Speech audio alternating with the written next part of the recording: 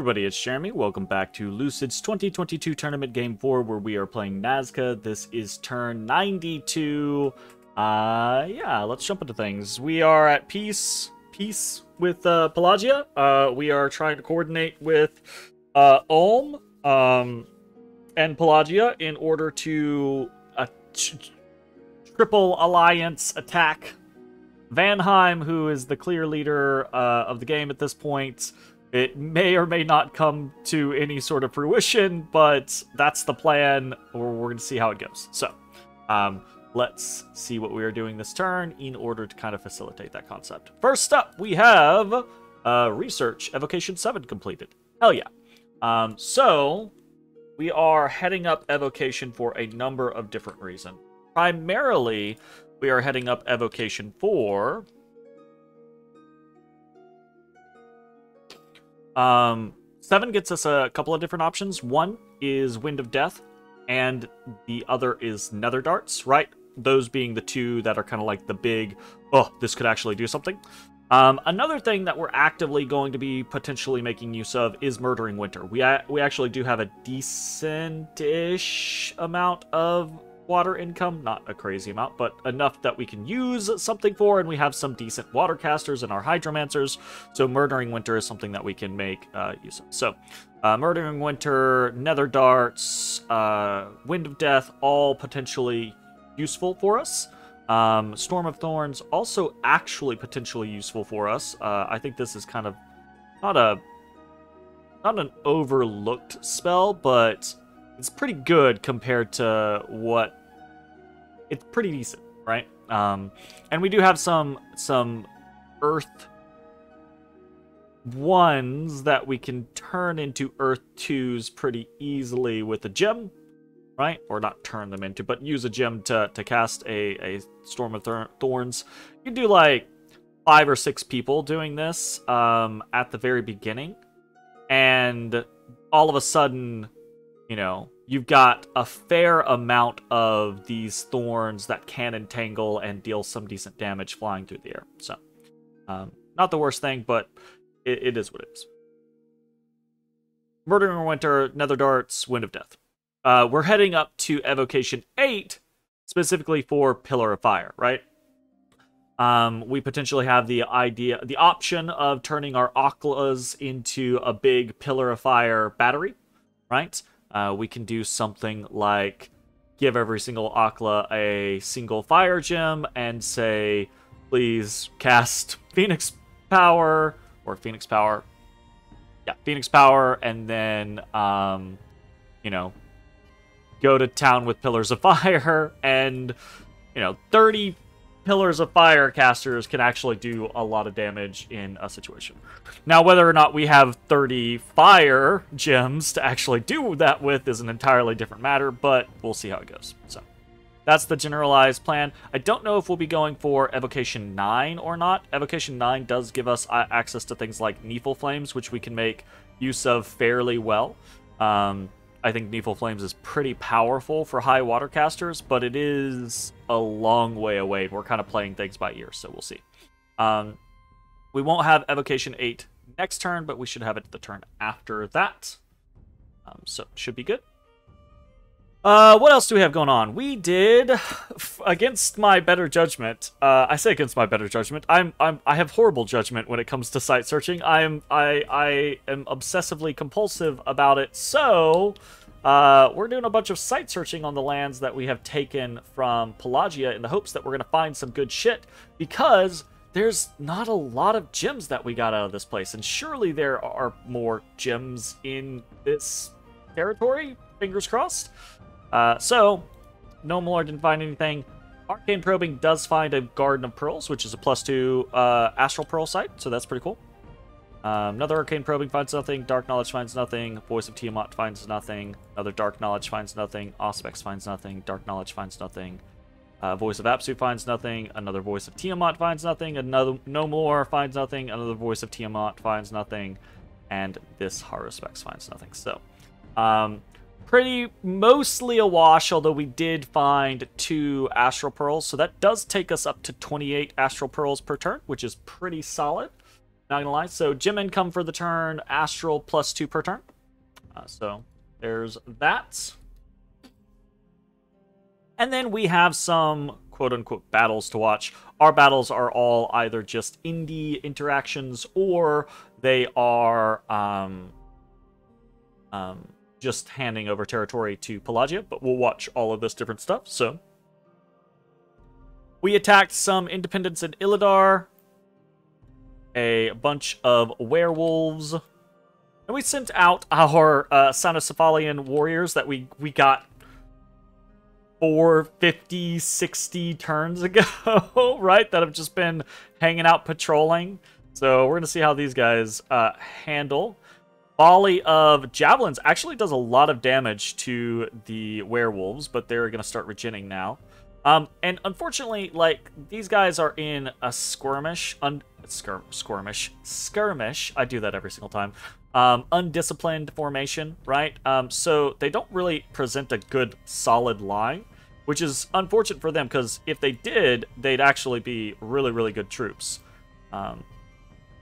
We come on down, though, and actually do some damage. And we manage to rout the werewolves. Hell yeah. Vanheim attacks Arcosphale and Kaguskus. I don't know. Very cheap kit. And there's nothing but PD here, so it's absolutely going to win.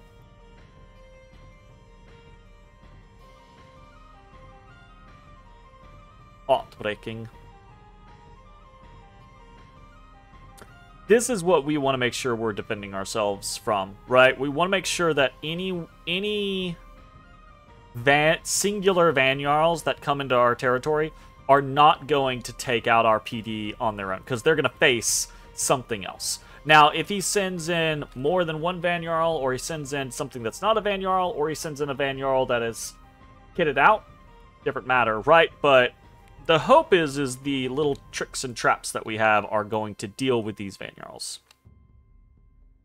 We also get attacked in Trollland, or not we. Vanheim attacks in Trollland against Arca. Same kit, same scenario, right? Like, nothing that PD is going to do. We get attacked by Pelagia in Sea of Karassos. Just taking this fortification back. Easy peasy. So we lose that. And then we have a couple, or we witness a couple of battles. A lot of indie attacks going on. So, Independents attacking Ulm in the Grey Barrier. We get a bunch of barbarians coming in. See if Knights. Oh, this is... Oh, it feels like those barbs were close to breaking. Yeah, if they'd killed like another 4 or 5 of them, they could have broken those barbs. We get attacked by a number of freaking heretics, actually. We win there. We get attacked by heretics over here.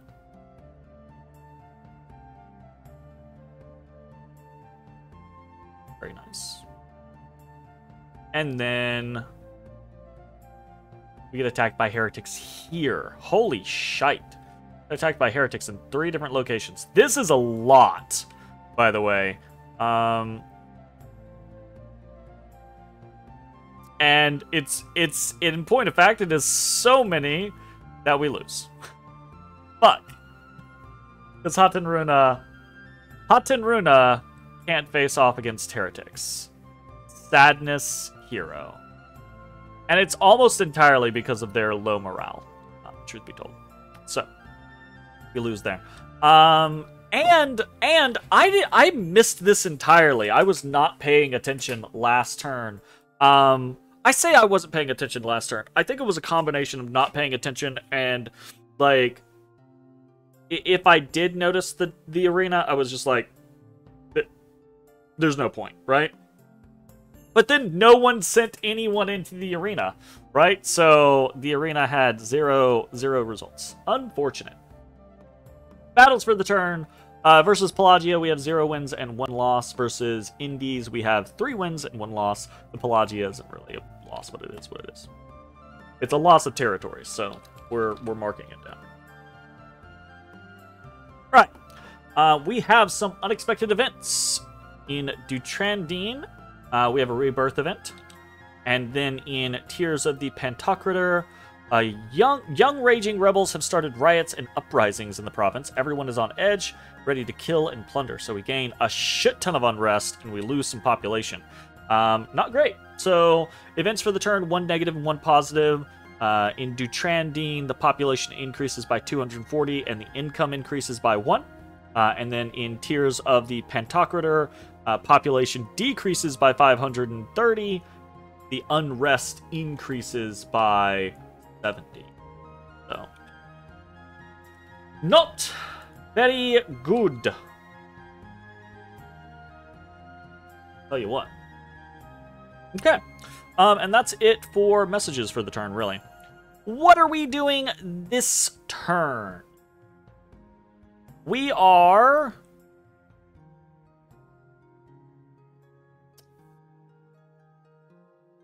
How do I want to say this?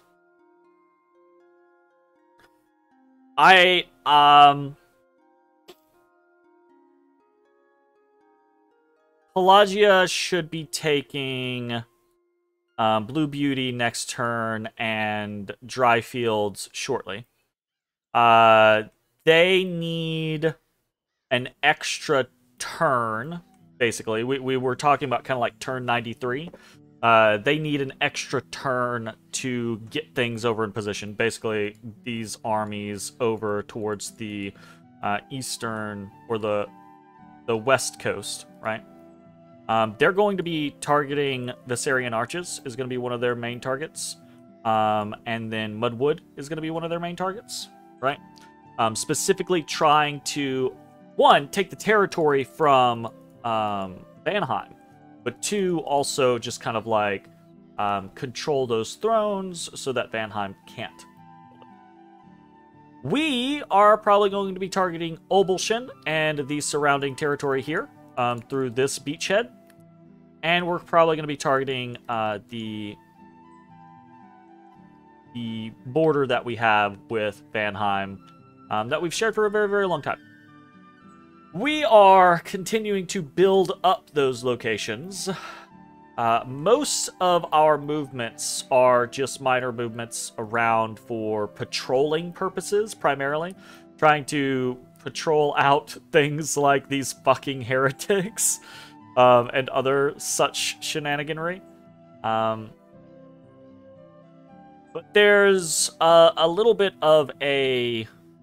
Our roll is being slowed, not just because Pelagia needs like an extra turn or so to get things in position, but because Ulm needs an extra turn or 2 to get things in position. And by that, what I think Ulm means is Ulm wants to try to take Green Coast before Green Coast and anything else that they can from Arco prior to opening up on Vanheim.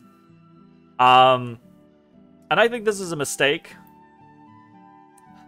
But I don't know that it's a mistake that matters in the long run, right? Like, at this point, we've all been playing this game for a very long time. It's getting close to a year, right? I think we're at 8 or 9 months at this point, something like that. We're pretty deep in it. And I think all of us kind of know that even all 3 of us banded together against Vanheim is probably a unlikely scenario. And I think both Pelagia and Ulm have the mentality of like, okay, sure, Nazca, you're trying to put together this stuff, this force against Vanheim, but if we do somehow luck out and manage against Vanheim, then you're probably the dominant person in power. I get all that. That all makes sense. I think it is... I think it is a mistake for us all not to be attacking Vanheim already. but it's a mistake that I've already made numerous times throughout this game. And I don't know that it matters. So I'm not gonna be, I don't know that it matters anymore, right?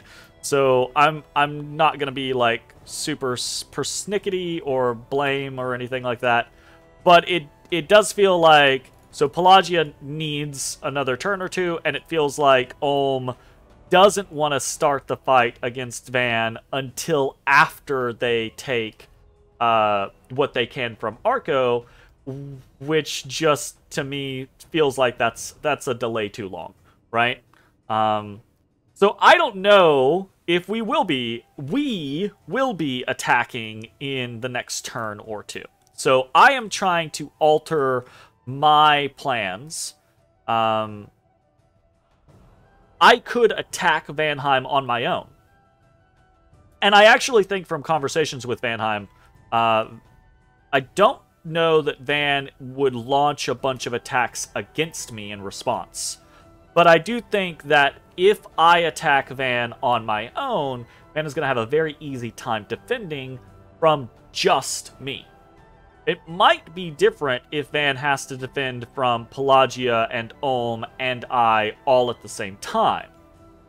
It might not, but it might. So I'm trying to avoid just instigating this fight on my own, because the only real advantage that we have at this moment is the theoretical concept of being able to hit Van all over the place, right? Like, even little raids, just hitting someone in 40 provinces with little raids, sure, you can destroy those raids probably, but you gotta script all of it. And it's fatiguing, and it's somewhat nerve-wracking, right? So I unfortunately, I don't get to control my allies. I don't get to make the decision of we are attacking at this time for them, right?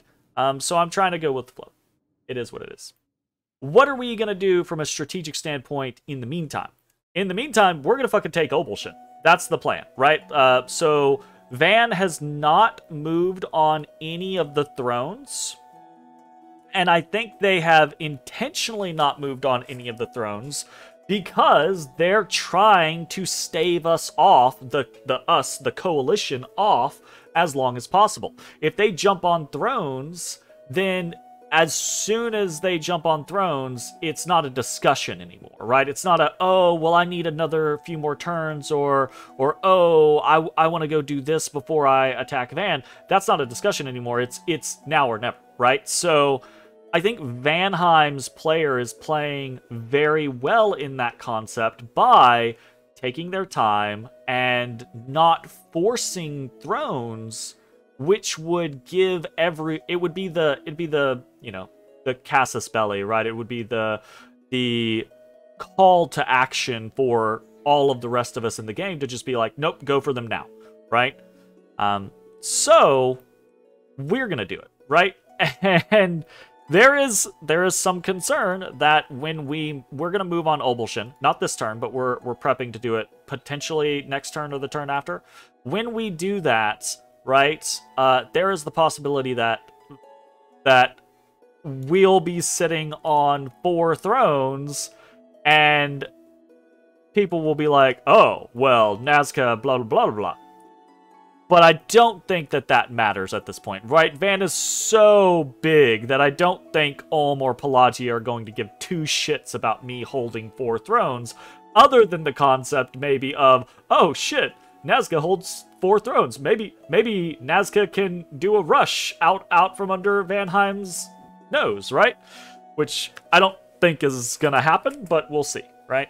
This is like a half measure.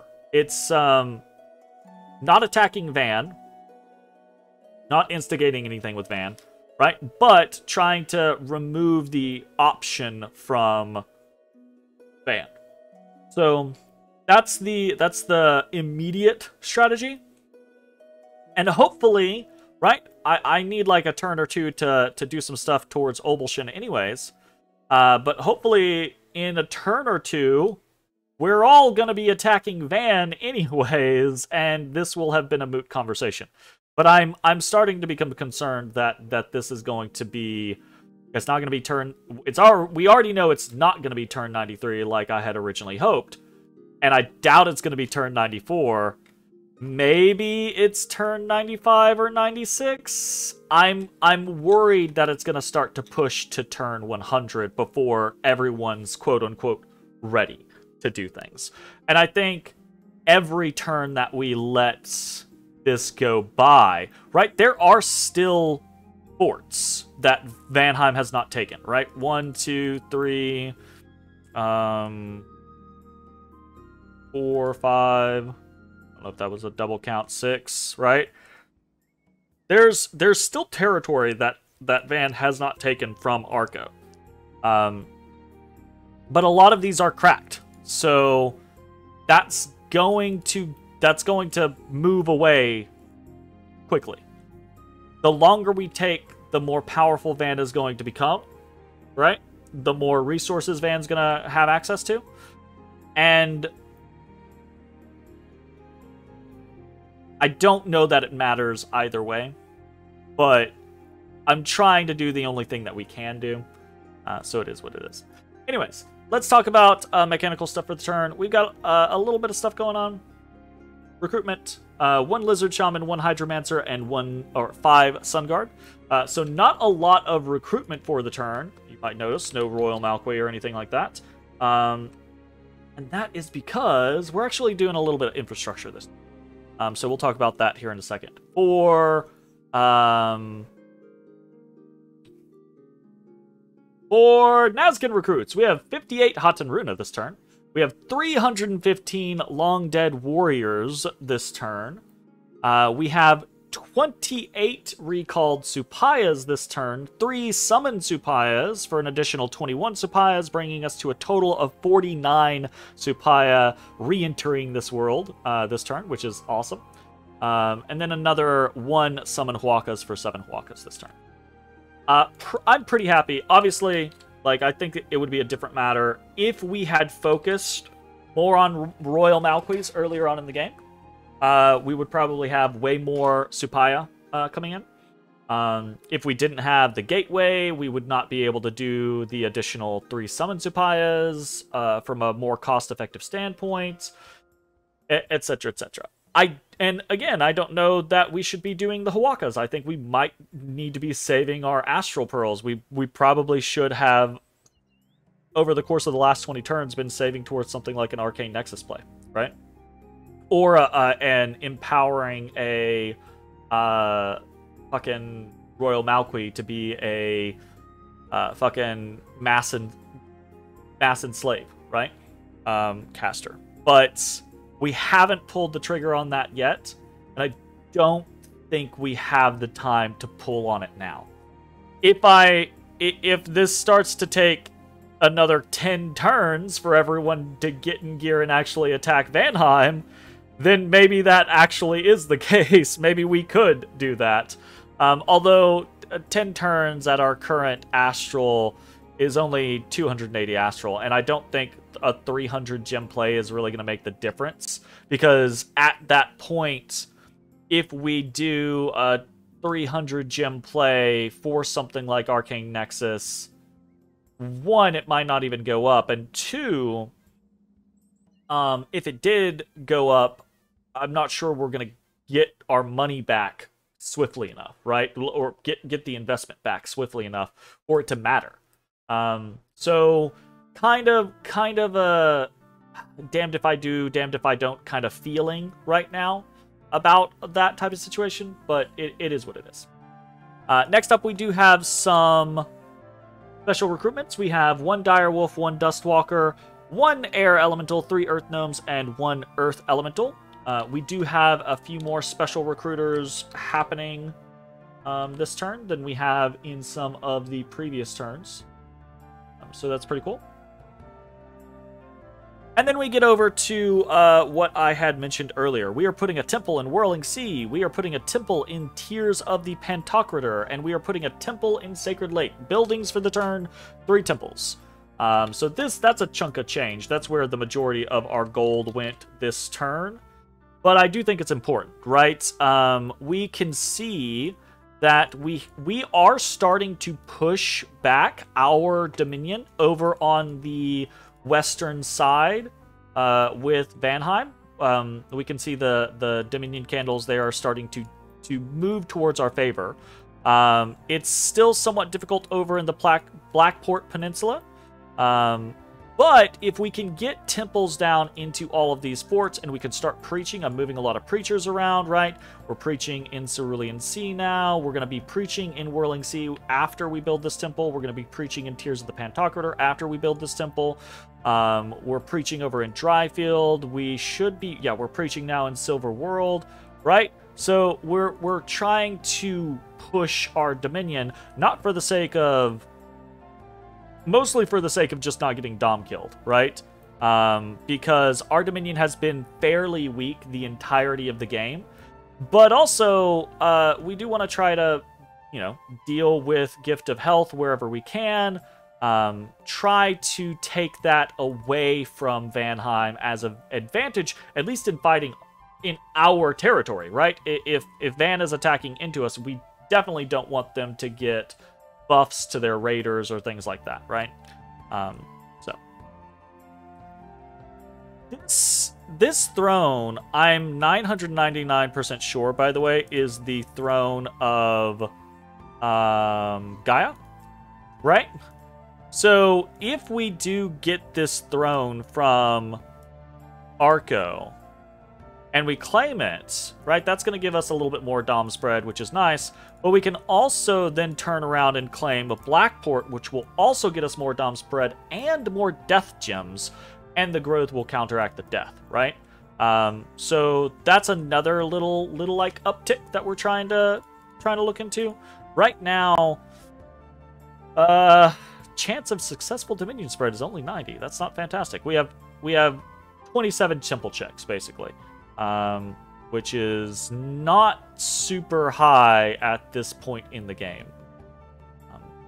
We're working with low amounts of territory. I had really hoped that we were going to have the time to really fight it out with Pelagia and win. For another reason, obviously, right? The income, which we did get a fair amount of income increase. The gem income, which we unfortunately didn't get a lot of gem income increase, but also the fortified locations to be able to put temples down was something that I really wanted to try to accomplish. But that is no longer our purview. What else are we doing this turn? We've got more rituals. Most of these are going back to my old bad habits, continuing to do some site searching. 1 Augury, 1 Voice of Apsu, 2 Arcane Probing, 1 Dark Knowledge, 2 Haruspects, 2 Voice of Tiamats, 2 Revive Kings, and 1 Cloud Trapeze. So, for the most part, we're just site searching. We are doing a few Revive Kings to be able to maneuver some Long Dead around into appropriate locations. We are sending Thula, the Queen of Thunder, over to Silver World. She's going to be part of our plan moving for Obulshan and also just being a power point over in this location, right? So we've got that going on. The site searching, I don't know. I'm just hoping to get lucky. We got a Garden of Pearls down here in Blackport out of this turn of site searching. If we manage to get a couple, I should not be doing this at this point. But it is almost kind of like compulsive. I don't know. It's hard to argue about like 2 or 3 gems when you have like 24, 17, 15 income. I shouldn't be doing anything with fire because that is a big problem. But it is what it is. As far as Ultimate Gateway this turn, we saved another 6 Astral and 12 Death, thanks to our 3 castings of Summon Supplies. And then this turn, we've got a fair amount of forging happening. We have 1 Lightless Lantern, 1 Eye of Aiming, 1 Endless Bag of Wine, 1 Golden Arbalest, 1 Water Lens, 1 Clam of Pearls, 1 Storm in a Bottle, 1 Ring of Fire, 1 Demon Bane, and 1 Water Bracelet. I don't think any of these are really new. things. The lightless lantern stuff we've been doing for a long time. Eye of aiming, golden arbalest combo, right? We can see we've kind of like started to figure... We do have to be careful. We've got a lot of stuff in our inventory. I'm going to start putting things around and about on people, including probably storing some of our water-breathing stuff up on maybe some of these like Malqui priests, because they have a lot of miscellaneous slots, so we can just store stuff on them, right? To get it out of our inventory. Water lenses, water bracelet, demon bane, all normal stuff. Rings of fire. We don't really have any rings of fire. Those are we're gonna put those on people probably like our incoming earth gnome, right? Things like fairy queens, etc., to protect them from things like flames from the sky, right? Very, very difficult to deal with flames from the sky. One of the only ways that I know is by bringing really, really, really thick chaff, which we actually don't have a lot of, unfortunately. We maybe need to start summoning other chaff options, which we could potentially do at the Ultimate Gateway. But I'm not sure what we would do. Maybe we can turn our earth pool into something like that, right? We could be doing... what is it? We could be doing fall bears are pretty thick. They would potentially be okay. Ogres are also pretty thick. We could potentially be doing a fair amount of them. It's honestly kind of all that we really have there. We could do no, it's not clockwork soldiers. What's the mudmen? Oh, we would need a... Yeah, we would need...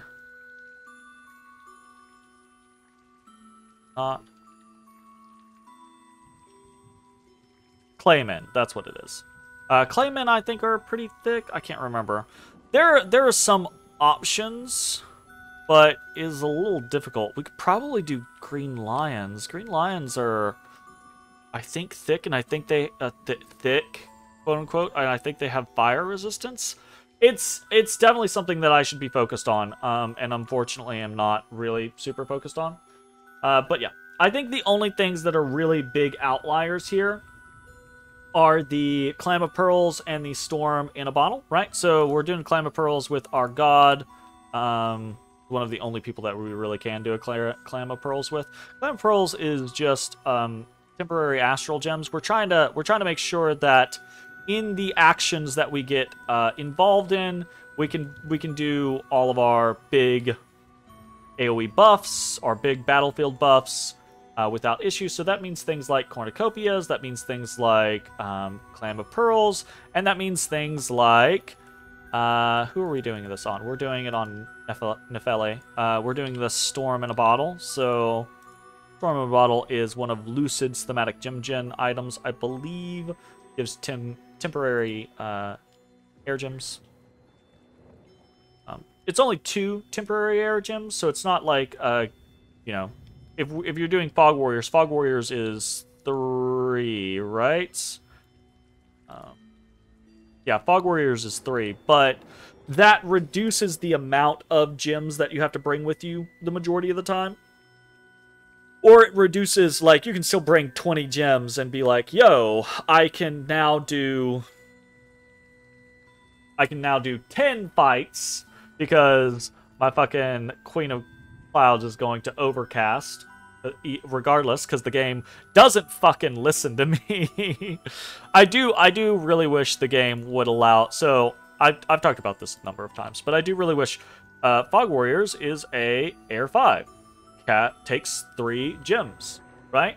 If you have 3 gems on an Air 5 caster, and you do Fog Warriors, they will cast Fog Warriors with 3 gems.